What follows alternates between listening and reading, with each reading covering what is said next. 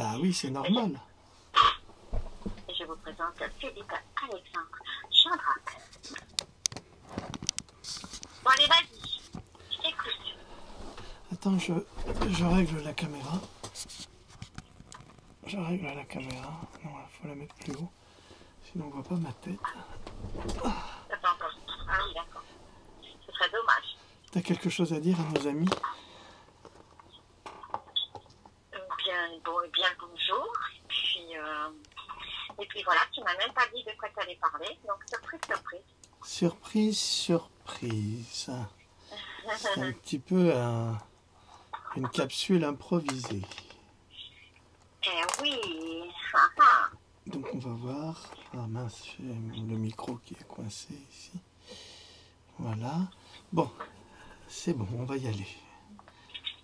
D'accord, bah tu coupes le son. En fait, tu me coupes le sifflet. Voilà, je te coupe le sifflet. Au revoir. Allez, c'est parti.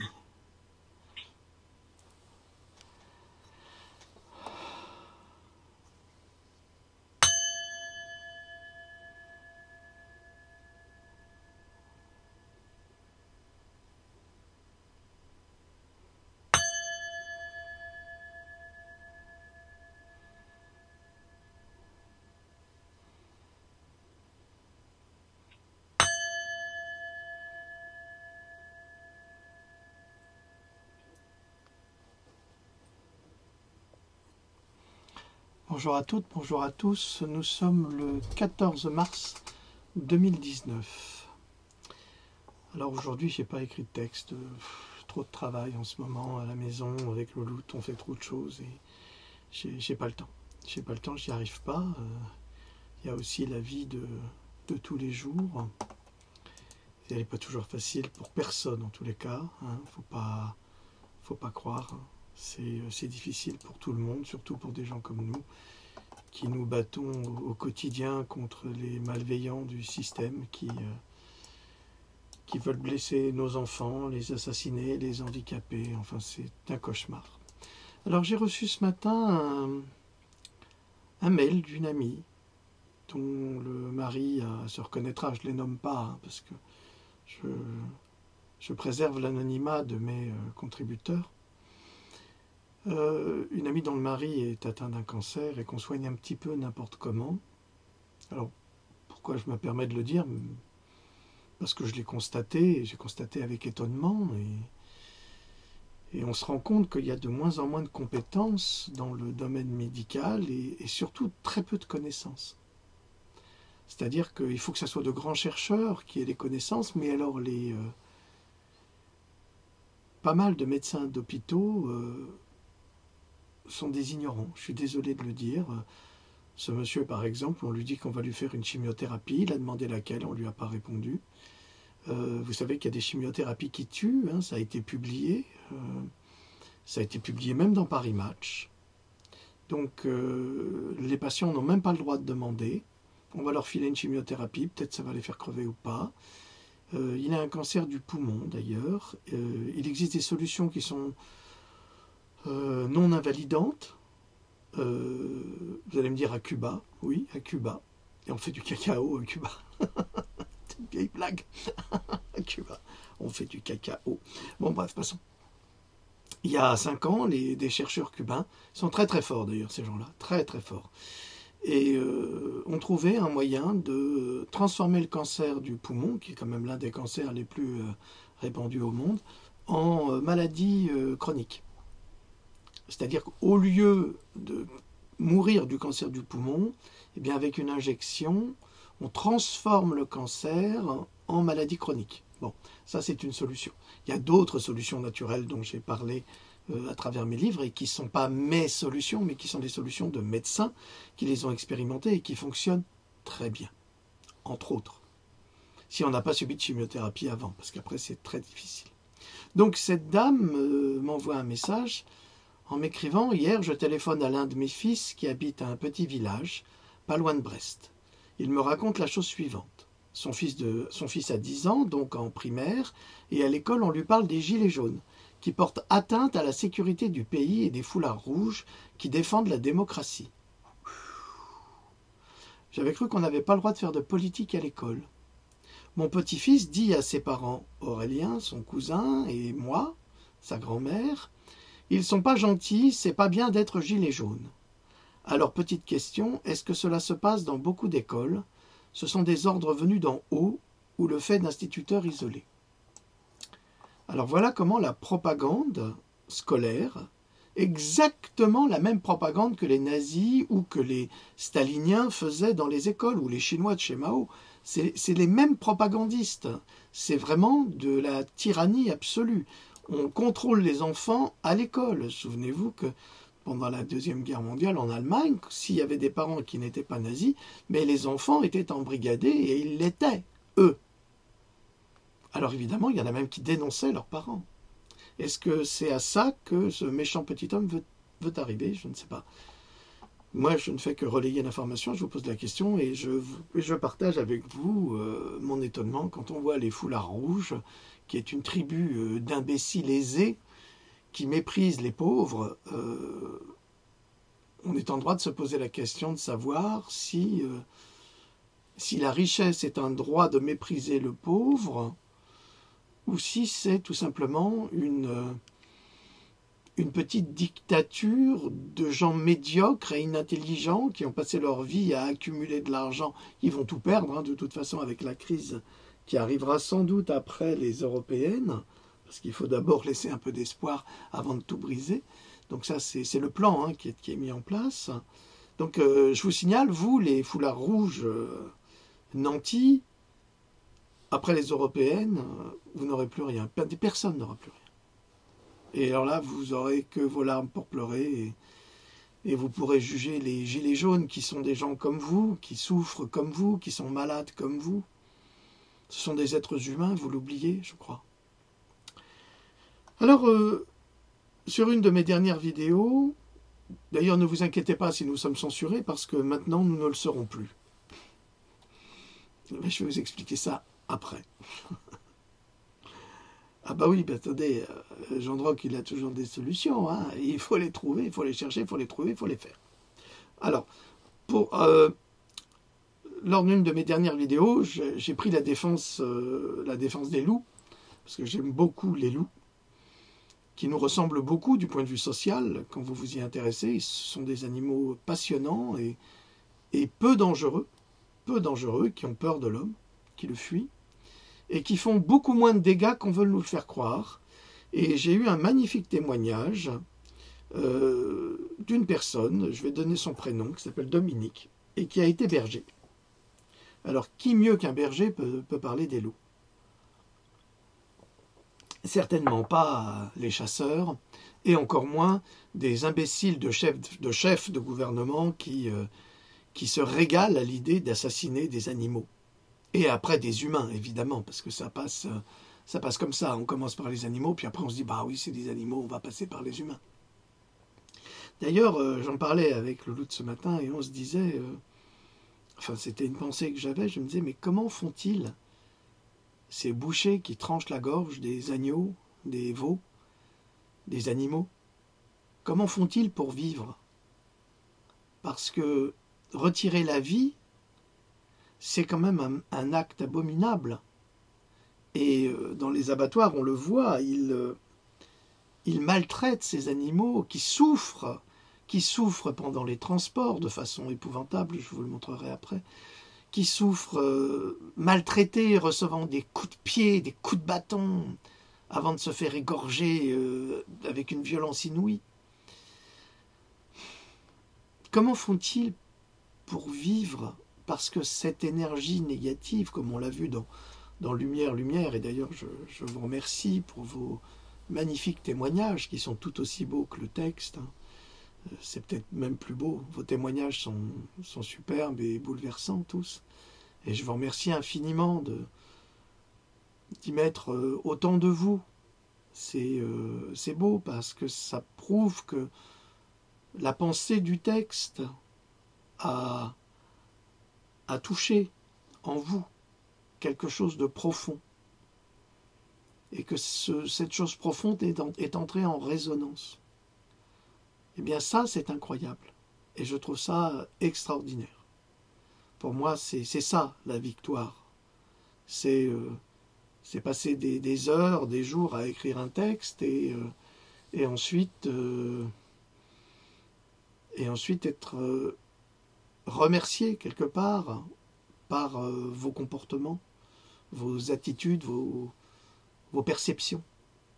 Ça, c'est magnifique. Il n'y a rien de plus beau pour un auteur, pour un chercheur, que d'avoir touché au but, c'est-à-dire d'avoir mis le doigt sur la corde sensible et avoir réussi à la faire vibrer. Et ça, c'est sans doute le plus beau cadeau que vous puissiez me faire. Alors, je vais vous lire ce témoignage de Dominique pour rebondir sur le sujet du loup. J'ai envie de parler des propriétaires de troupeaux appelés patrons, qui font vraiment n'importe quoi. Et je parle en connaissance de cause, puisque j'ai été berger. Parlons un peu des brebis en fin de carrière qui partent malgré tout en alpage. Des litres d'antibiotiques, oui, vous avez bien lu, comme seul remède distribué aux animaux. Des brebis pleines également en alpage qui ne devraient pas y être. Alors imaginez les dégâts quand vous êtes seul à gérer 2000 brebis. Du refus des patrons à fournir du lait de substitution quand des mères refusent de nourrir leur agneau, ça arrive, et qui donc meurt de faim? Essayez donc de mettre de force un agneau délaissé sous une autre brebis allaitante à 2 heures du matin, à la lampe frontale, parce que c'est le seul moment où vous pouvez le faire. Des kilomètres de barbelés, abandonnés dans les alpages, là où les randonneurs ne vont jamais, et de la couture à effectuer la nuit. J'aimerais être en train d'exagérer, malheureusement non. Je fais très court pour vous parler de maltraitance animale, jamais dénoncée, et du fait de la gestion aberrante des patrons. Alors le loup, bouc émissaire, fait bien peu de dégâts, à côté des milliers de brebis mortes par la cupidité imbécile des patrons. Mais vous n'entendrez jamais parler de cela, de la part d'un ancien berger gilet jaune et amoureux des loups. Bien, c'est un magnifique témoignage de Dominique et je tenais à vous en faire part parce que il est d'une importance capitale qui nous montre que nos dirigeants sont complices de la destruction de notre nature avec cette volonté d'abattage, et ça fait jouir les chasseurs, parce que vous leur dites « Ah, tu as le droit d'avoir un tel quota de loups, tu as le droit de les abattre, tu as le droit de faire ce que tu veux. » Mais imaginez un petit peu que quelqu'un paye un imbécile avec un fusil pour aller abattre des enfants qui ne sont pas vaccinés. Ah, vous avez un quota pour abattre des enfants non vaccinés. C'est un petit peu la même chose. Je vous l'ai déjà expliqué, les loups contribuent justement à l'équilibre de la nature. Les paysans se plaignent qu'il y ait trop de sangliers. Il n'y a plus aucun prédateur. Il n'y a plus de lynx, il n'y a plus de loups, il n'y a plus d'ours, il n'y a plus rien. On assassine tous nos prédateurs. Pour quelle raison? Pour quelle raison? Alors, les cervidés font des dégâts dans les forêts et dans les récoltes. Les sangliers détruisent les récoltes parce qu'ils ont faim. Et il n'y a personne pour réguler cette population, qui est surtout une population de sangliers. C'est énorme. Je veux dire, une laie fait 12 à 18 petits des fois. C'est énorme. Alors pour peu que les 18 petits viennent à survivre, mais c'est impossible. Alors que les loups feraient le ménage. Les loups ne s'approchent pas des villes. Enfin, maintenant, si, à Londres, par exemple, il y a énormément de renards qui rentrent dans la ville de Londres. Et de biches aussi. Pourquoi? Parce que les hommes prennent les territoires des animaux pour y habiter. Ils leur volent leur territoire, et donc ils leur volent leur nourriture, leur façon de se développer et de se nourrir normalement. Alors que font-ils? Eh bien, ces animaux deviennent des charognards à charge de la société, c'est-à-dire que les humains les nourrissent, parce que beaucoup d'humains aiment les animaux, et qu'ils décident de ne pas les laisser mourir pour rien. Donc, quelle est la solution? Elle est simple, la solution. Il y a un espace pour les hommes, et puis il y a un espace pour les animaux. Et si l'homme détruit la nature, eh bien la nature ne pourra plus jamais donner à l'homme ce dont il a besoin. Et je ne comprends pas, moi, les écologistes. Enfin, les écologistes, si, bien sûr, mais les dirigeants écologistes. Ils sont tous vendus. Il n'y en a aucun qui tient, ou très peu qui tiennent ces discours-là. Pourquoi? Mais parce que tous sont tenus par les lobbies. Les lobbies, c'est-à-dire l'industrie. C'est une réflexion difficile, mais c'est une réflexion que nous devons comprendre et admettre. Vous avez bien vu ce que dit ce berger, que peu importe, on s'en fout que les brebis soient pleines ou malades ou quoi que ce soit, on les amène quand même dans les alpages. Mais pourquoi ils font ça? Parce qu'ils ont des quotas avec l'Europe, ils perdent des brebis, ils sont payés pour ça. Alors, c'est souvent dans leur intérêt d'accuser les loups. Ah, les loups détruisent nos troupeaux. Enfin, une tribu, enfin, une horde de 10 loups ne peut pas tuer 2000 brebis. Il faut arrêter. Il faut arrêter. Et surtout si elles sont dans la nature. Bon, il est certain que parfois, le loup qui rentre dans un troupeau, avec le goût du sang, il meurt tout le monde. Hein, ça, c'est clair. Mais il y a quand même quelque chose d'aberrant dans toute cette histoire. Ça fait des millions d'années que les loups sont sur la terre et nettoient. Ils nettoient tout, les loups. C'est des grands nettoyeurs. Et nous, on décide aujourd'hui de les tuer. Mais ça, c'est la volonté. On veut tuer tout le vivant pour le remplacer. C'est le transhumanisme. On veut le remplacer par des animaux synthétiques, des animaux robotisés, par exemple. On n'aura plus de chiens bientôt. Vous allez voir, souvenez-vous du roman de Pierre Boulle, La planète des singes. C'est un roman d'un auteur français qui a fait le succès d'Hollywood. Eh bien, La planète des singes, c'est le virus simien, enfin un virus d'un singe, enfin, qu'ils ont injecté à des singes pour les rendre plus intelligents, pour lutter contre les maladies d'Alzheimer ou autre, peu importe. Eh bien, c'est répandu, ça a muté, et ça a d'abord... Alors, dans le livre, c'est un virus qui vient de l'espace, qui va tuer tous les animaux domestiques. Donc, on va prendre les singes comme remplacement d'animaux domestiques.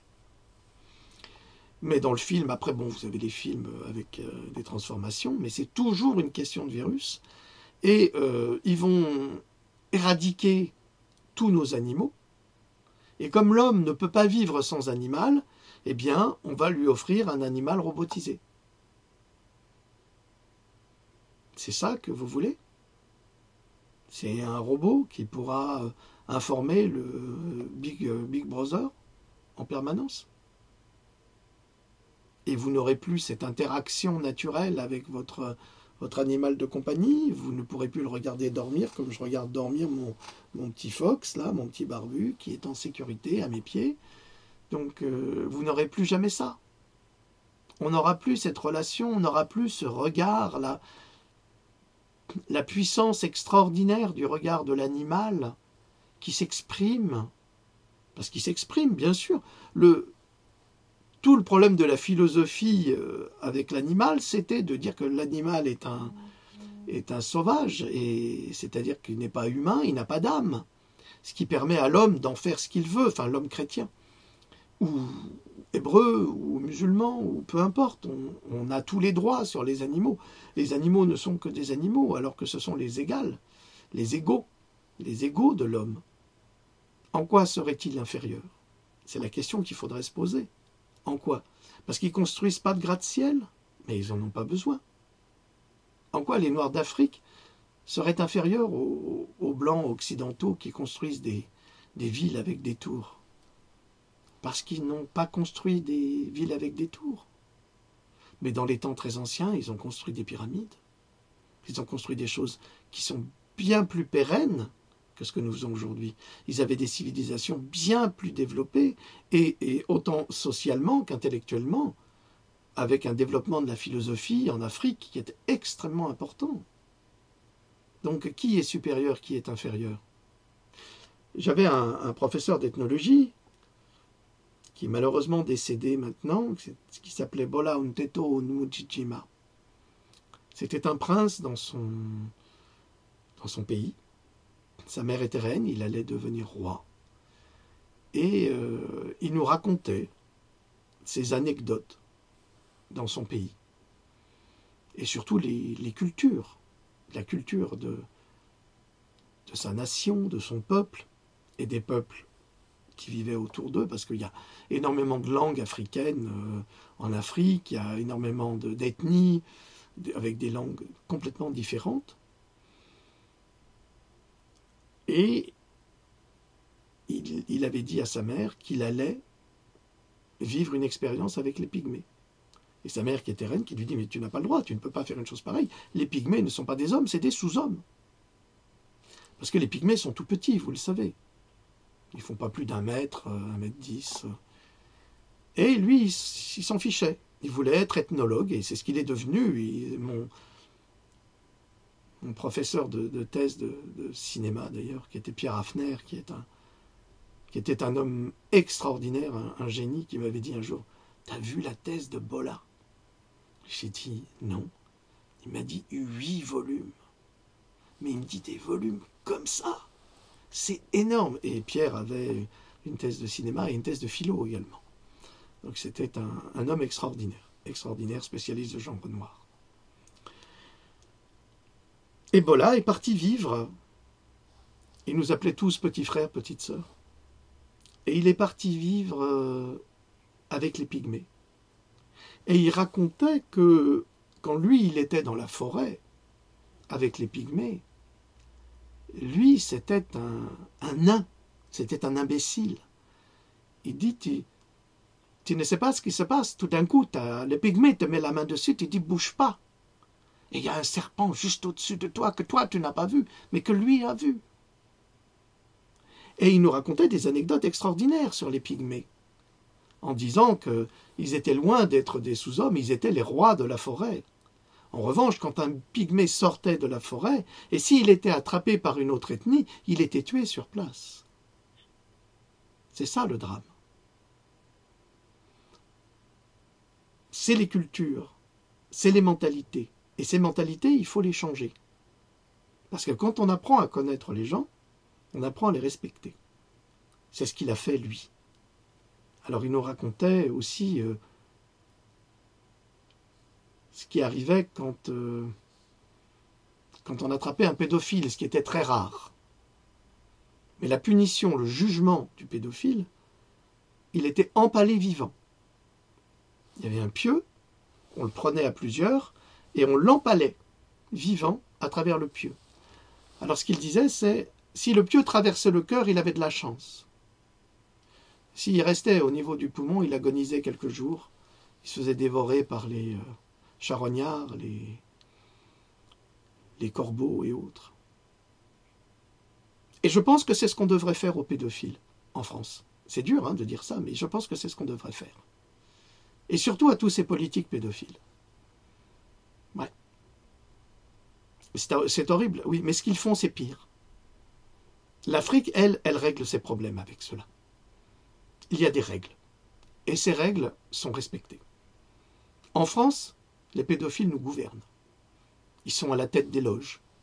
Ils sont dans le gouvernement. Ils ne sont jamais jugés. Comme disait Luc Ferry, on connaît des pédophiles du gouvernement qu'on a pris en train de se palucher avec des gamins au Maroc, mais on n'a rien fait. Alors je ne donnerai pas de nom parce que ce serait de la diffamation, vous vous rendez compte? En plus on les connaît, on sait qui ils sont, on n'a pas le droit de les nommer, et ils sont toujours agissants, ils ne sont jamais en prison. C'est terrible. C'est ça, la France. En Amérique, ça change, parce que Donald Trump, il est en train de les arrêter, mais par centaines, et des gens très importants. Tout le Gotha d'Hollywood. C'est Mel Gibson qui doit se frotter les mains parce qu'il en avait parlé, et il avait été mis à l'index, entre autres, ou d'autres acteurs qui en ont parlé, et qui sont eux aussi mis à l'index. Parce que eux aussi, ils ont été violés. Donc ça devient insupportable. Il faut que ça cesse. Ces crimes pédophiles satanistes, il faut que ça cesse. Nous ne pouvons plus l'accepter. Alors, comme maintenant j'ai mis en place un moyen pour éviter pour éviter qu'on me censure mes vidéos, eh ben, on va y aller. Alors, je voudrais vous montrer une publication de notre amie Stéphanie, ou Céleste Schott, qui est très engagée aussi. Alors, le 5-2 à Alès, dans le Gard, les CRS bousculent violemment les gilets jaunes. Michel Manifacier, 68 ans, est brutalement projeté au sol et s'ouvre la cheville sur un trottoir. Alors que Michel a 2 plaies ouvertes impressionnantes, les CRS bloquent l'ambulance appelée par les gilets jaunes. Finalement, elle attendra 6 heures aux urgences d'Alès, où on lui diagnostique une fracture bimalléolaire de la cheville avec luxation tibitarsienne. Opération, on lui vise donc une plaque de métal ainsi que 2 broches dans la cheville. Un mois après, elle n'a toujours pas le droit à l'appui sur sa jambe droite et elle est donc toujours en fauteuil roulant. Courage à elle, ainsi qu'à toutes les victimes de la brutalité de la répression. Voilà. Quand même, une femme de 68 ans, c'est... Alors, je voudrais savoir si, par rapport à ce que nous a dit notre autre ami ce matin, si on diffuse ces images aux enfants dans les écoles. Parce que, comme d'habitude, c'est comme avec les vaccins, là on apprend que le Figaro publie « Premier mort de rougeole en France ». Oui, mais combien de morts suite à la vaccination de la rougeole? Combien? Combien d'enfants développent la rougeole suite à la vaccination? Combien? Pourquoi on n'a jamais ces statistiques? Pourquoi on parle jamais? On parle que d'un côté. On va dire oui, il y a un mort. Quel mort? Est-ce qu'on peut décrire le mort? Est-ce qu'on peut savoir comment il vivait, où il vivait? Est-ce qu'on peut savoir s'il avait des déficiences immunitaires ou pas? Est-ce qu'on peut avoir toutes ces informations scientifiques au lieu d'affoler la population? Un mort de la rougeole. Je vous ai fait une capsule où je vous ai indiqué que lorsque le vaccin anti-rougeoleux en 1963 est arrivé, il n'y avait quasiment plus aucun mort de la rougeole. Et en Angleterre et ailleurs, dans les pays occidentaux. Alors tout ça, c'est de la manipulation des laboratoires. Alors, on va continuer, hein, parce qu'il y a beaucoup de choses.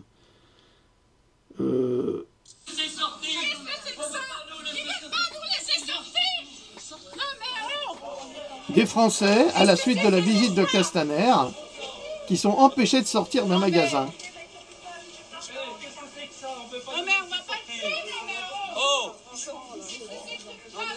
Qu'est-ce que c'est que ça? Qu'est-ce que c'est que ça? On m'a dit, Oui, on m'a dit que j'étais activiste, mais c'est quoi ce bordel là? Je suis citoyenne française. On ne nous laisse pas sortir. Non mais c'est quoi? On arrive là, on nous enferme dans le magasin. Ben moi je le dis, mais c'est une saloperie. Oui, je le dis. Hein? Non. Vous avez vu comment on nous tape dessus là? C'est ça. Non, je vais pas me calmer. On nous a dit partout. Deux bonnes femmes qui avaient là. Alors, qu'est-ce que c'est que ça? Calmez-vous. Oui, monsieur, je vous connais. Oui, je dis. Oui, on a manifesté tout le temps, hein. Pour travailler à Rodia. Vous connaissez, hein? Oui, quand on arrive dans un magasin, Ils l'ont empêché de sortir. vous m'empêchez de sortir. Oui. On l'a cherché. C'est quoi ce boulot là? On est quoi? On est en démocratie encore à Besançon ou pas? Non, on n'est pas. On est en démocratie, C'était comme des chiens. Pas du tout. Qu'est-ce que ça vous fait? Pas du tout, dictature. On empêche les gens de s'exprimer. Oui. Je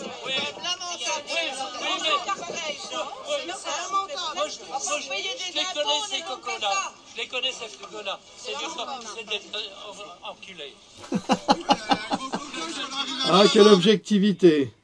Quelle objectivité! Alors, une petite photo d'un petit dessin que j'aime beaucoup. Hein. Vous voyez Macron qui offre 10 € à un retraité et qui lui en vole 50 dans sa poche. Voilà, c'est ça la France en marche. C'est tout à fait ça.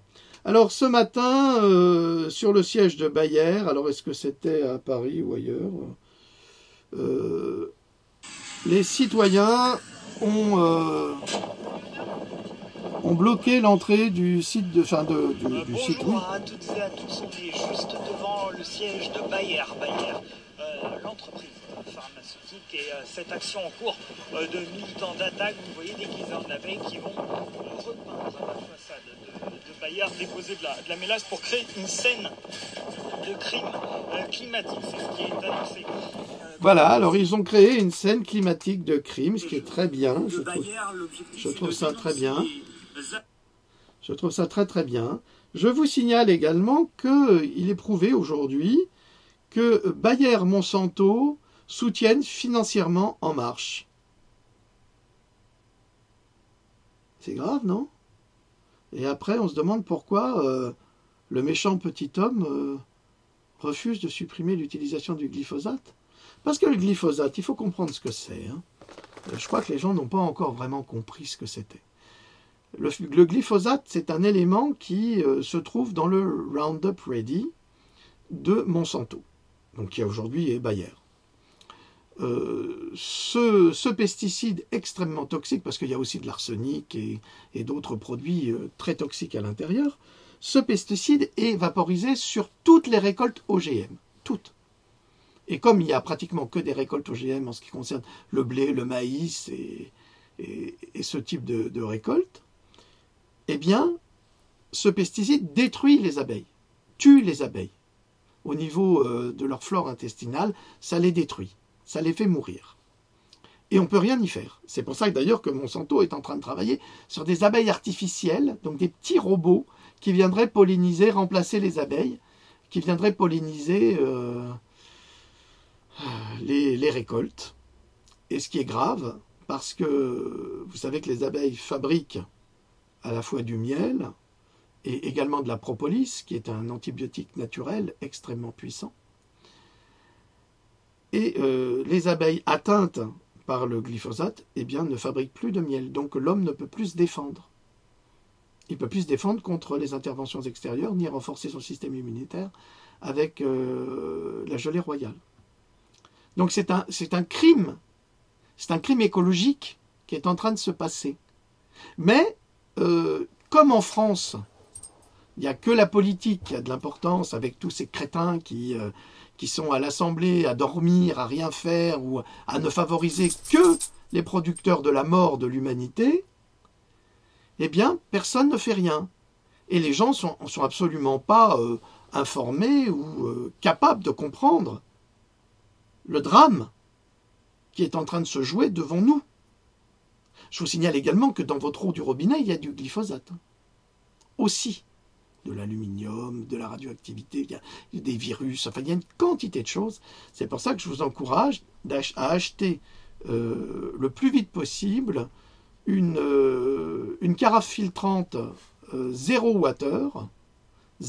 water, qui elle filtre à 100% le glyphosate, toutes les autres ne le filtrent pas. Elle le filtre qu'à 25, 30, 40%, mais 0 water le filtre à 100%. Vous avez aussi les Berkey, où il y a d'autres marques qui filtrent aussi à 100%. Évidemment, ça, c'est plus cher. Et puis, c'est des contenants plus ou moins grands. Des fois, il y en a 1 litre, 2 litres, 6 litres, 8 litres. Donc, je vous encourage à avoir ce type de filtre dans vos maisons. Pourquoi? Je vous rappelle quand même que le professeur Montagnier a déclaré qu'on pouvait guérir le sida, le VIH, avec de l'eau. Ben évidemment, ce n'est pas avec de l'eau du robinet. Donc avec de l'eau pure. Alors, le parti de Macron, financé par des multinationales, oui. Le Parlement européen, Bayer Monsanto finance bien le parti de Macron. Je vais répéter la question. Bayer Monsanto finance bien le parti de Macron, c'est valersactuelles.com qui a publié cela. Je voudrais aussi vous présenter un homme que personnellement je trouve extraordinaire. Il s'appelle Pierre Lecorf, j'en ai déjà parlé. C'est un Français qui travaille dans l'humanitaire, à son compte, je crois, et qui vit à Alep, donc en Syrie. et qui écrit, mais il écrit régulièrement, donc abonnez-vous à la page de Pierre Lecoff si vous voulez vraiment, Pierre Lecoff, Pierre, plus loin, L majuscule E, et C majuscule plus loin, ORF. Alors il déclare « J'essaye de taper sur mon téléphone mais j'ai les mains qui tremblent. Une première explosion qui m'éclate le cœur. Je me casse d'ici et je prends une voiture. On remonte tranquillement. 2 mortiers tombent dans la rue devant à 10 mètres d'intervalle. On est en centre-ville d'Alep. On attend dans un coin de rue le temps de savoir s'il va y en avoir plus. On passe. Je prends une photo. 2 gamins de la rue traînent là, même si je leur dis de se tailler. On taille et je me réfugie dans un café. Les gens courent encore. Hier, j'étais avec mon groupe de gamins dans le quartier, plus en périphérie. Un sniper qui se met à tirer en travers de la rue, des balles qui rebondissent sur le sol. Les gens qui courent. La rue est trop grande pour la couvrir avec des draps. Merde, juste merde. Oui, la ville revit dans beaucoup de quartiers. Oui, j'essaye de montrer la joie et les enfants le courage. Mais ça aussi, c'est encore là. Et ce n'est peut-être pas impressionnant comme ça, mais ce sont des armes antipersonnelles. Ça charcute n'importe qui sur plusieurs dizaines de mètres avec les éclats. Un homme a eu la jambe arrachée dans une ruelle, dans une rue parallèle. Il est mort maintenant. Donc voilà, Pierre Lecoff, qui publie régulièrement des reportages qu'il fait avec son téléphone sur ce qui se passe à Alep, sur la vérité d'Alep. C'est pas celle de Macron ni celle de Fabius, qui disait que Al-Nosra faisait du bon boulot. Comment est-ce qu'un ministre peut-il annoncer qu'un groupe terroriste peut faire du bon boulot? C'est quand même une honte. Et le type est au Conseil constitutionnel. Non mais on n'a que des gens très discutables en Conseil constitutionnel. Hein. Et le dernier, là, le maire de Bordeaux, qui a été condamné par la justice, qui aurait dû être inéligible à vie, et bien maintenant il est au Conseil constitutionnel. Alors, voyez cette image, je vais vous le traduire immédiatement. C'est le neveu de Kennedy, hein, qui lui se bat justement pour la planète, contre la pollution, et surtout contre la vaccination abusive qui tue les enfants. Il déclare, le CDC, alors c'est le Centre de contrôle des maladies, c'est-à-dire que c'est le CDC qui décide quels sont les soins à accorder aux gens pour, je regarde l'heure, pour les sauver des épidémies de rougeole ou d'hépatite B ou autre, alors que d'autres médecins américains déclarent que ce ne serait même pas la peine de vacciner contre l'hépatite B parce que pratiquement tous les adolescents américains, ils ont l'hépatite B. Alors ça ne change rien. Ça se guérit tout seul, hein, une hépatite B. Alors il déclare, le CDC, ce n'est pas une agence indépendante. Donc le CDC, normalement, c'est une agence indépendante qui appartient à l'État, mais pas du tout. C'est une compagnie vaccinale, car le CDC possède à peu près 20 brevets de vaccins, comme Yves Lévy et Agnès Buzyn, qui sont mariés. Ils possèdent aussi des brevets vaccinaux. C'est bien, non ? Et le CDC vend à peu près pour 4,6 milliards de dollars de vaccins tous les ans. Robert Kennedy Jr. Je vais laisser sortir mon chien, il veut sortir. Ça va pas, t'aimes pas la capsule, c'est ça? T'aimes pas qu'on dise des horreurs, mais t'as raison. Je te comprends. Va chez Louis, tu seras mieux. Alors, Philippe de Villiers, qui est un homme que j'apprécie pour son franc-parler. Alors, évidemment, on se moque de lui parce que il déclare avec des preuves que l'Union européenne, et comme je l'avais dit, mais même M. Asselineau le dit, hein, l'Union européenne a quand même été conçue, fabriquée, à travers les plans nazis de Hitler et de Walter Hallstein, qui, de toute façon, après la guerre, est devenu, placé par les Américains, 10 ans président de la communauté européenne. C'est quand même extraordinaire.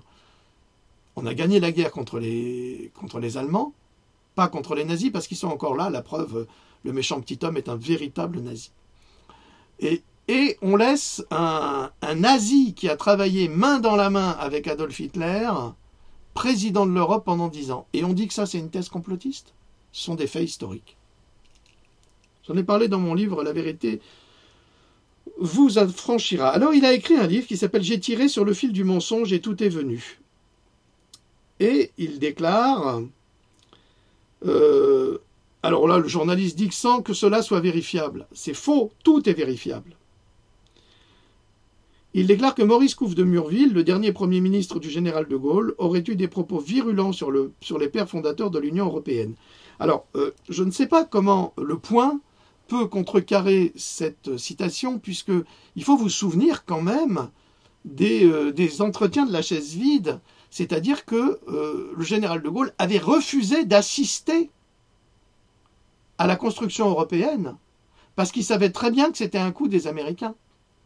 Alors quand je dis un coup des Américains, c'est un coup des industriels américains qui voulaient se placer. Comme ils étaient placés, il faut savoir que Ford, General Motors, Ford et compagnie, étaient de grands amis d'Hitler. Ford était un grand ami d'Hitler. Il avait été décoré par Hitler. Que Ford avait ouvert une usine de camions en Afrique du Nord pour permettre justement aux nazis d'avoir une production de camions et faire la guerre en Afrique du Nord. Que la plupart des camions qui ont envahi la Pologne étaient des camions Ford. Ah bah oui, ici. Mais lisez, La vérité vous affranchira, vous aurez tout ça. C'est un de mes livres que vous trouverez sur Amazon. Il lance une citation qu'il attribue à un autre Premier ministre, François Fillon. Ce dernier aurait reconnu, selon Philippe de Villiers, une certaine soumission au groupe Bilderberg, un club ultra fermé réunissant un grand du monde politique et économique. Nous n'avons pas le choix, ce sont ces gens-là qui nous gouvernent. Mais il y a même une citation de François Mitterrand qui disait que la concurrence allait être extrêmement rude avec les Américains qui sont des requins. Donc le Point fait de la fake news et du complotisme en mettant en doute les paroles d'un ancien député. C'est quand même pas n'importe qui, c'est pas un petit historien comme moi, c'est quand même un type qui a travaillé dedans et qui racontait que les lobbyistes venaient frapper à sa porte toutes les 5 minutes. Mais le Point ne veut pas savoir, donc informez-vous. Là, je pense que le livre de Philippe de Villiers doit être extrêmement intéressant. Ah, alors, notre philosophe national, hein, vous savez de qui je veux parler. Alors, c'est Patriote Info qui publie cela. Gilets jaunes, BHL accusé d'inciter à la haine par le patron de Sud Radio. Alors, Gilets jaunes, le patron de Sud Radio, accuse BHL de faire la campagne d'Emmanuel Macron et d'inciter à la haine. C'est très grave, cette accusation. Il faut dire qu'il a fait une déclaration à propos des Gilets jaunes, comme quoi c'était un groupe d'antisémites qui... alors, antisémites et qui bouffent du PD, c'est un truc comme ça qu'il a dit, c'est affreux ce qu'il a dit. Voilà, c'est ça. Les Gilets jaunes qui, à Paris, ne pensent qu'à casser du flic, du juif et du PD.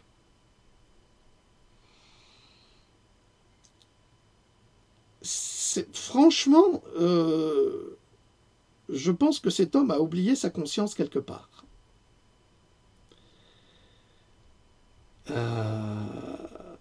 Et Didier Maisto de regretter que cet extrait tiré du monologue de Bernard-Henri Lévy ait été diffusé par une chaîne d'information de façon brute et sans précaution aucune en matière de maîtrise de l'antenne, qui plus est, dans une période où notre pays a besoin d'apaisement et de concorde. Attends, moi, si je dis un mot, on censure ma vidéo, et lui, il a le droit de faire un spectacle dans lequel il déclare les Gilets jaunes qui à Paris ne pensent qu'à casser du flic, du juif et du PD. Et les LGBT, ils font quoi là? C'est grave.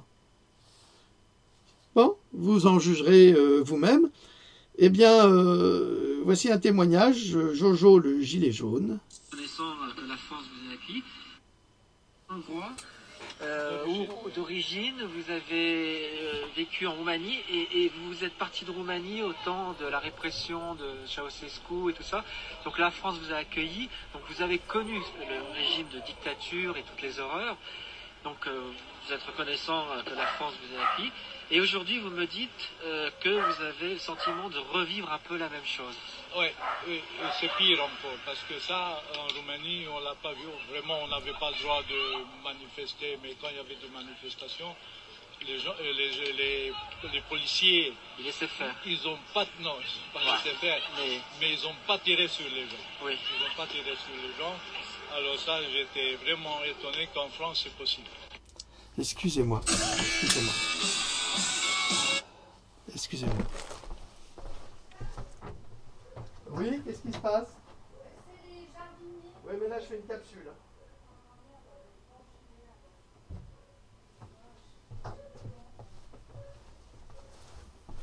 Ouais, bon, c'est les jardiniers. Parce que j'ai un très très grand arbre qui a 150 ans et qui est très difficile. Alors on est à 45, bah, c'est pas grave, on va interrompre ici. J'avais juste une chose à ajouter. Alors notre chaîne est fonctionnelle, ça s'appelle cogito.com. Vous pouvez y aller, tout est expliqué dessus, j'en parlerai davantage. Cogito, cogito.com. Sur cette chaîne, aucune de mes vidéos ne sera censurée. C'est fini pour moi YouTube, je m'en sers uniquement pour faire des lives, sans plus, mais tout est là-dedans. Donc plus de censure pour nous. Nous cherchons des contributeurs intelligents, je dis bien intelligents, des gens capables de vous apporter des informations justes. Il n'y aura pas de censure tant que l'information est juste. Et alors nous avons, j'ai un très très bon ami qui va s'occuper de la musique, il fait de très belles choses, ça va être formidable. On peut avoir des contributions dans tous les domaines. Alors si vous voulez nous contacter, il y a des liens de contact sur la page. Je vous donnerai encore des mails de personnes aussi que vous pourrez contacter pour participer à notre chaîne et l'enrichir de contenus brillants.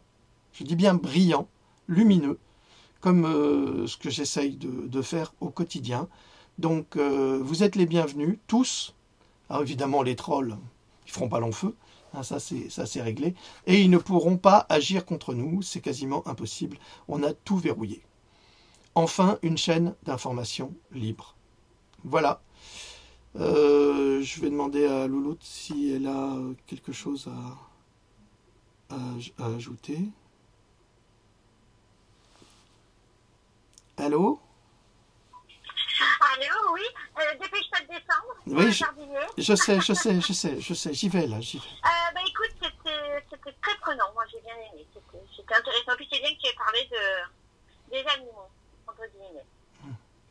Vous savez que Louloute et moi, nous sommes de grands amoureux des animaux et que nous les considérons comme nos frères. Donc toute souffrance animale est pour nous un scandale. Un scandale absolu. Et puis, Table Louloute? Au revoir. Non. Ah bon? T'avais autre chose à dire? Non, j'étais un petit peu perturbée avec ce qui est arrivé. Non, écoute, non, demain. Eh ben demain. Eh ben voilà. Voilà. Demain, et ça va. C'est écrit de nul. Demain. C'est comme ça. Et c'est pas autant de être bon. Voilà. Eh bien, nous vous saluons, nous vous souhaitons de passer une excellente soirée, en notre compagnie éventuellement, si vous le souhaitez. Et puis sinon, vous retrouverez de toute façon toutes mes vidéos sur cogito.com. Voilà, j'en parlerai davantage dans les jours à venir, ne vous inquiétez pas pour cela. Merci pour votre écoute et votre bienveillance, et nous vous disons, Louloute et moi, à très très bientôt. Salut. Bisous. Bisous.